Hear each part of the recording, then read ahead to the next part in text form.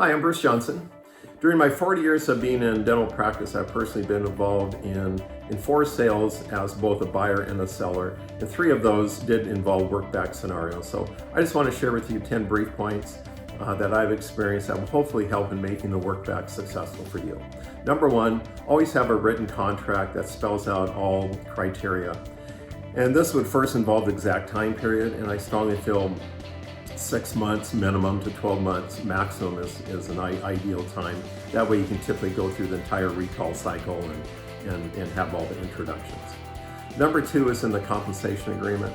I feel there should be a daily minimum as well as a percentage of net production, whichever is higher.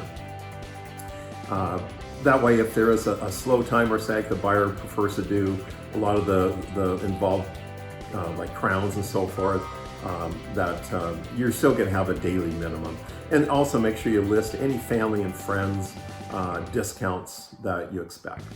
Number 3, spend a lot of time just thinking about all aspects of the practice that you feel very serious about. Even the silliest things that you feel strong about should be addressed. All sorts of little things can cause issues, so make sure you really spend a lot of time thinking about that. Number 4, days and hours you're expecting to work. Make sure you list all vacation dates, any time away from the office. Also list if you have a particular staff preferences that you expect to have work with you. That should be addressed. Number 5, office organization and cleanliness expectations. For example, if someone comes in after hours, I assume you would like the operatory cleaned and ready for use the next day. So make sure all that's spelled out how those issues will be dealt with. Number 6, decide on any labs you feel real strongly about.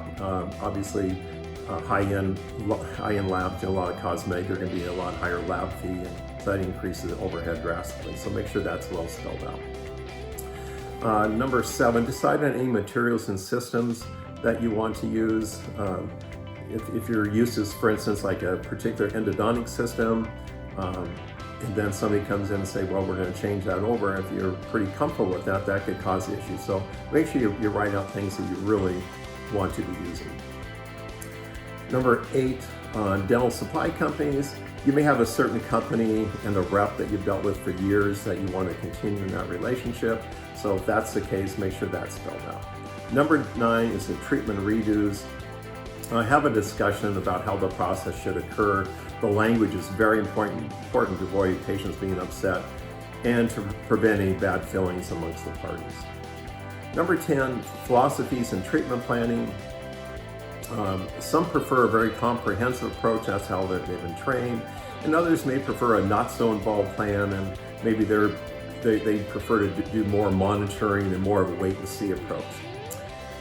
And so basically, after writing all this up and having an in-depth conversation with all the parties, a successful agreement can be reached on all aspects, and the goal is to have this result in a very successful workback. Thank you very much.